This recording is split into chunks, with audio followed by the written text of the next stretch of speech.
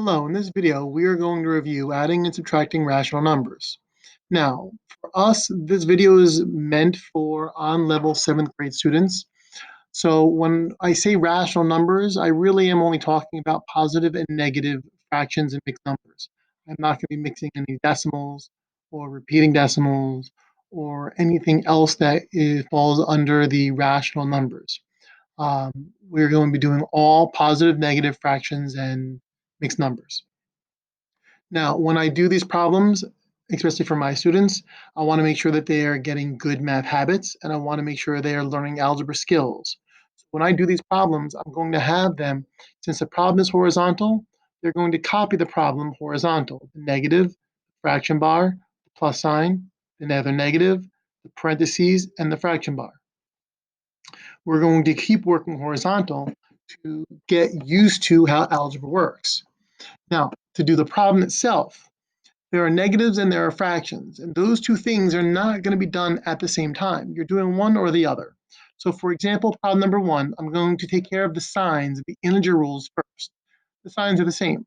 And I know when the signs are the same, all the tiles, if you think of integer tiles, are the same.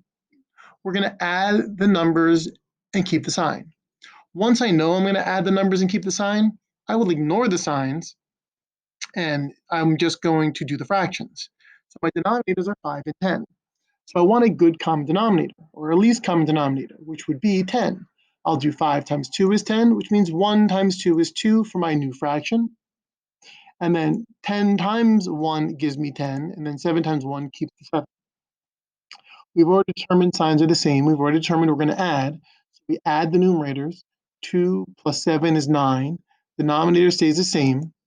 And since the signs are the same, we added them. At the end, we also have to double check we keep the sign. So it is a negative 9/10. Problem number 2, again, you start by looking at the signs. The signs are different. We are going to subtract. Once we know we are going to subtract, we can just subtract what the fractions. So we have to now do our fraction stuff, which means writing the fraction bar, copying the plus sign, the negative, the parentheses, and the fraction bar. Then we can look at the denominators and determine a good common denominator or the least common denominator. 4 times 3 would give me 12. So 3 times 3 gives us 9. And then 12 times 1 gives us 12. So 5 times 1 keeps it as a 5. Now, once we have found a common denominator, we have to go back to the fact that we decided we were going to subtract. So we subtract our numerators. 9 minus 5 is 4. Denominator stays the same. And we have to double check the sign. Since the 9 was bigger, the 9 was positive, 9 is a bigger absolute value, the 4 is going to be positive because the 9 was.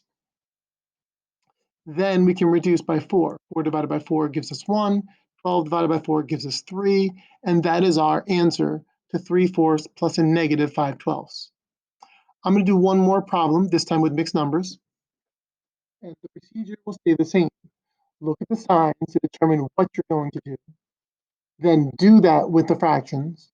And then at the very end, look at your signs again to determine what the sign of your number is going to be. So they do not have a common denominator, but they do have the same signs. We're going to add them. So I'll rewrite it as a -8 with a fraction bar, plus sign, parentheses, negative, negative, 1, 1, fraction bar, fraction bar. And a good common denominator for 12 and 8, if you don't know what the good common denominator is, you can just do multiples of the numbers. 12, 8 doesn't go into 12, 24, 8 also goes into 24. 24 is a good common denominator. 8 times 3 is 24. 7 times 3 gives us a new numerator of 21. 12 times 2 is 24. And 7 times 2 gives us a new numerator of 14.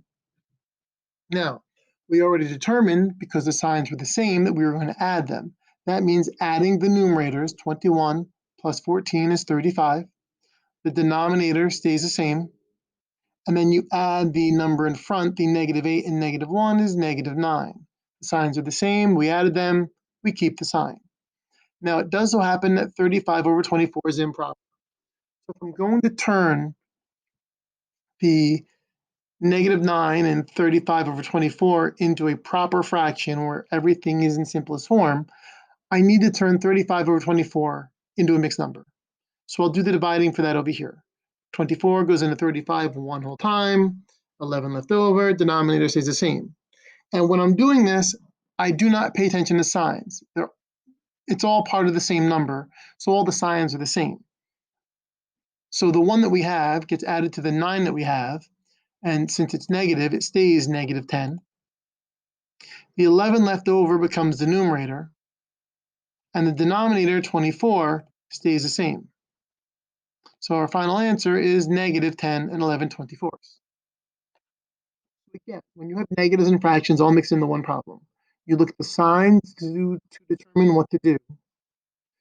You then do that to the fractions.